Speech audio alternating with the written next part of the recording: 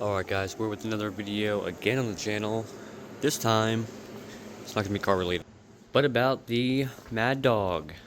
So as you can see from the mess that I already have going, you can kind of see what I already was going to do, but it does not fit. It is too small. I can show you.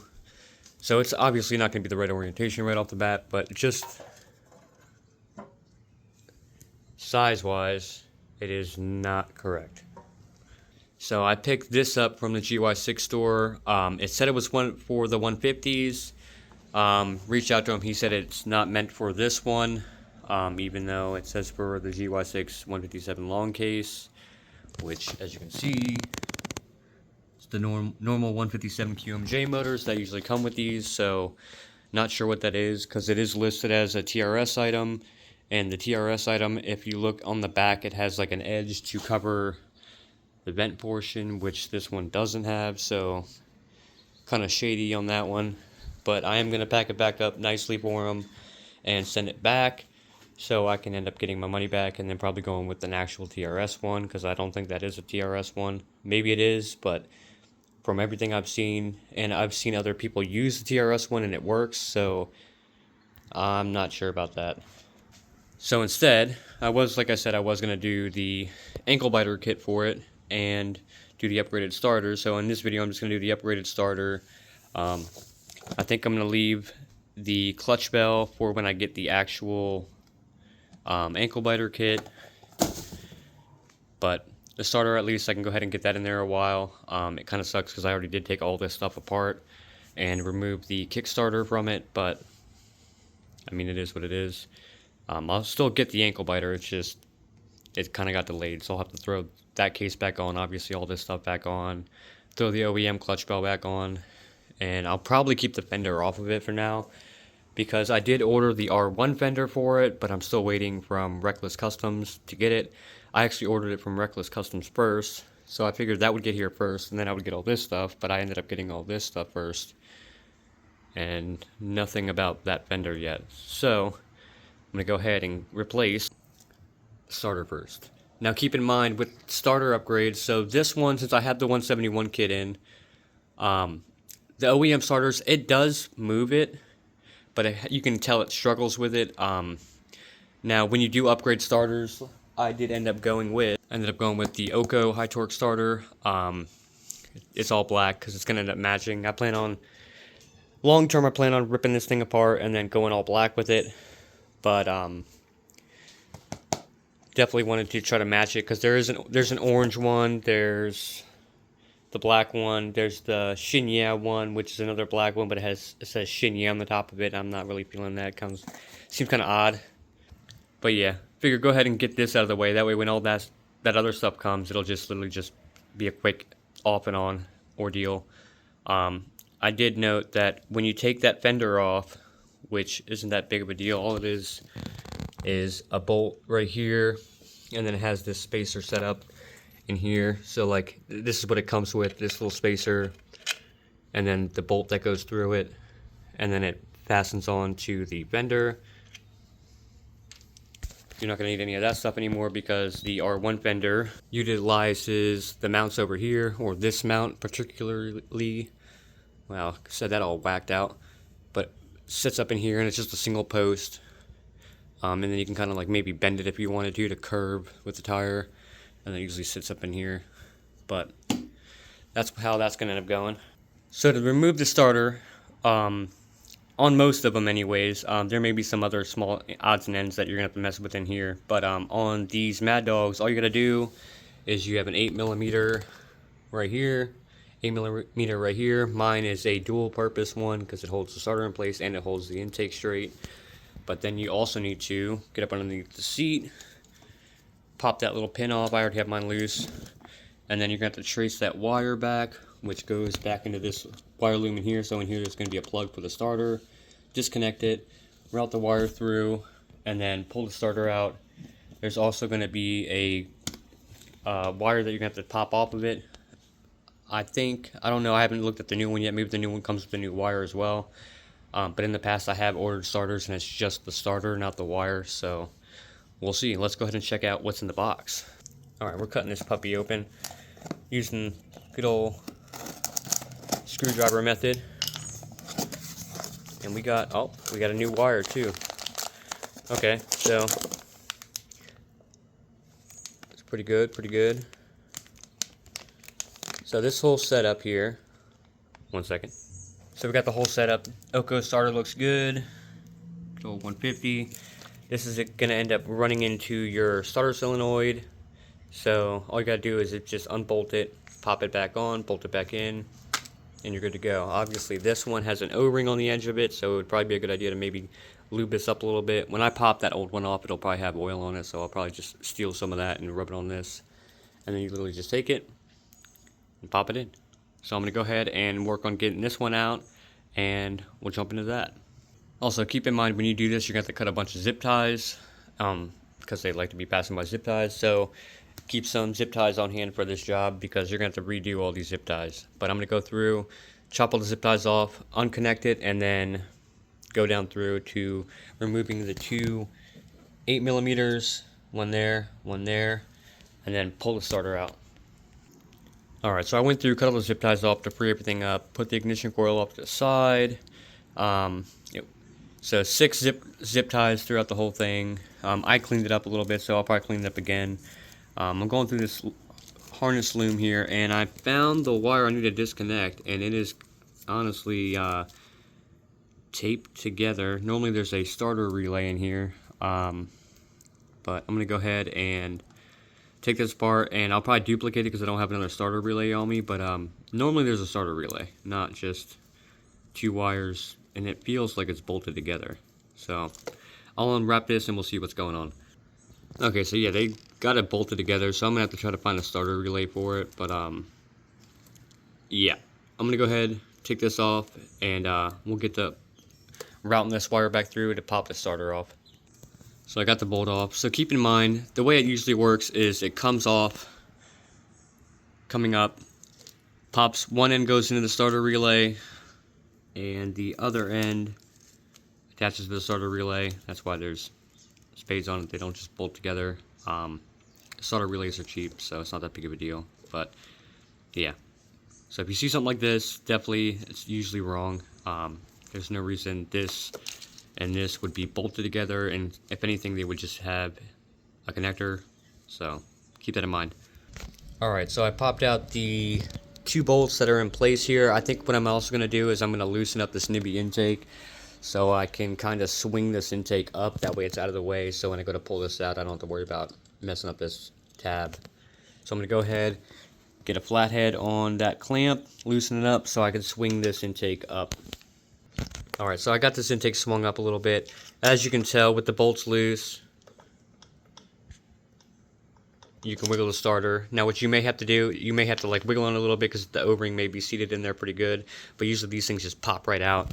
Or you can get in there, if you have the space, like you could pop the intake off and get up behind it and just wedge against it and pop it out. These things usually come out pretty easy though, so I'm going to go ahead, pop this out, and show you what we're looking at. Alright, so now that we got this old one out here, as you can see, the old one's out, and it does have some oil on it. You may want to have a rag on hand because, like I said, it will leak a little bit of oil. Got a little bit right there, but that's not that big of a deal. I will end up going in there to clean out that sealing surface for it. That way, the new one mates pretty good. That way, get all that crud out of there. But besides that, overall, same thing, same but different. One of those ordeals. Like I said, it has the O-ring, same size. It's just, this one's just beefed up a little bit more to produce a little bit more torque, so that way if you are on a big bore kit, it will turn it over easier, even if the compression has changed. Keep in mind that sometimes with these GY6 motors, on the opposite side, back behind here, so behind the fan, behind the stator, behind that case, there's going to be a starter clutch. The starter clutches in these do go bad normally, so if you go with a higher torque option, obviously it might accelerate how fast that deteriorates or how fast that fails.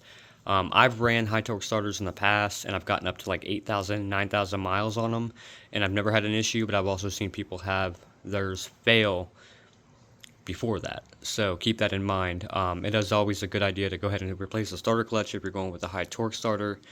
It's not really necessary, but long term it probably will kill it out faster than the OEM one would, because it's less torque being put on the starter components or the clutch gears, or starter clutch gears I should say.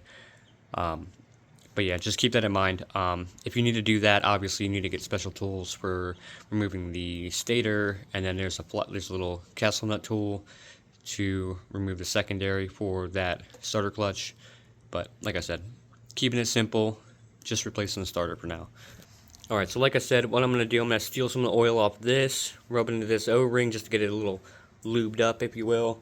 And then I already wiped down the inside of that. So what I'm going to do is, like I said, steal that oil, lube up that O-ring, and then I'm going to pop this in. It does seem like this one kind of has a bent ear, if you look right here. So hoping that just straightens itself back out when I go to bolt it on. If not, I can just bend that out. This is pretty weak metal. So go ahead, get this back in, and I'll show you guys what's next. Alright, so I got that O-ring lubed up, and I have it set in here, and I put the bolts in, just a couple threads in by hand so I can start making the adjustments on it. This thing does still wiggle a little bit. I mean, it does look a lot better, to be fair. It looks clean. You don't even realize it's there. I will be deleting out this hose, because all this is the bent hose for the CVT, or the gear oil, I should say.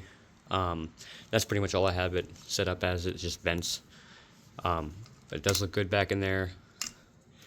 I'm going to go ahead and make sure this intake boots, or this intake, is actually tucked in, tighten it down, tighten these two bolts in, and then I will start wrapping the wires, rerouting it the way it was, and then probably bolt it back up until I can get another starter solenoid for it. Let me do that. Alright, so I got this bolted down, that tightened, I got it rerouted back up through, got it rebolted back up together like it was before. Like I said, I am going to get another starter solenoid, because I know that's not how they normally come. But I mean, hey, if it worked, it worked, so I'm going to have to trust it this round. I will electric tape it, that way it at least semi-seals it off when I tuck it back into this loom. And I'm going to go through and re-zip tie it back up to clean it up, and we'll be good. And there you go, new starter's in, rebundled everything back together, put that new starter wiring back together with that weird nut setup. Retaped it back up to try to seal it off, and that way it doesn't hopefully vibrate that nut and bolt loose. Besides that, nice clean setup. I still have to remove this old throttle cable, because for the longest time I was running the CVK carb and then this carb, swapping them in and out to try to tune it, because sometimes this one wouldn't work, because then it was a whole hot mess, because I didn't have the jets for this carb, and then I didn't have the angled cable set up for it. It was a whole mess, so I still need to remove this, but probably clean this up later today, and then I'll probably just keep all this stuff off, unless maybe I'll put it back together so I can actually use it for the video. But yeah, that's going to be the install for the high torque starter, you guys. Very straightforward, very simple. And all the scooters are going to be the same, at least the 157s. Like I said, I've done this on previous scooters, and it's all pretty straightforward. It's literally 2 8s. If you don't have this intake tube, it's even easier. It's literally just 2 8s. Disconnect that wire from the starter solenoid. It'll have a post coming up from the battery up, and then a second post will be from the end of the solenoid to the starter, so it'll be straightforward. It was a 10mm bolt for that. I can't remember if the last one was a 10mm or an 8mm, but usually it's either going to be an 8 or a 10mm bolt or a nut. So, but besides that, you'll be set up, and this starter will be good for, I think it does even the 180cc. So the 171s it'll definitely work for, because my OEM starter was doing it. It would just have days where it was like it didn't want to push it over, so it just needed a little extra oomph, and this is definitely going to pack the punch for that. Just keep in mind, like I said, if it has too much, it could destroy the starter clutch sooner. The starter clutch is going to fail either way, more than likely, but this will accelerate that. So like I said, I've ran these in the past, and I've gotten up to like 8,000 or 9,000 miles and never had to replace them. So I'm going to go off that basis. I could be unlucky this round, and maybe I have to replace it at 4,000 miles or 3,000 miles. We will find out. If we do get to that point, we'll make a video on how to replace that as well. Alright, but besides that, thanks for watching, guys, and hopefully in the next video we can do the ankle biter kit on this thing. But, like always, thanks for watching the channel, guys, and like I said, if you guys are interested in any other cars, Genesis, still getting stuff done to that. Like I said, that's the last thing I have to do is paint this back bumper, and this will be good. The truck is good. I put the Subaru away again, so the SVX is away, probably until winter time, and then I'll bring that back out. BMW, I don't have. The only plan I have for that is replacing that door handle, because during the last cold season, or the last cold month, the door handle was frozen, and someone tried to rip on it too hard, and it was frozen solid, and then snapping it off, so that obviously that's got to get replaced. The Mustang does Mustang things, so there's really not, I don't think there's much in the works of that. There has been talks of beefing it up, but for now it's more cosmetics. And then of course we got the tried and true beater truck, which has been holding up to its word. I mean, it is clean, but yeah. If you liked the video on the scooter setup, and you're not already, go ahead and subscribe to the channel. And like always, if you do want to subscribe for one of the multitude of other reasons, go ahead and smash that subscribe button. And like always, if you guys need any help, drop a comment. I will also drop a link for that starter in the description as well, so keep an eye out for that. But like always, thanks for watching, guys, and be safe out there.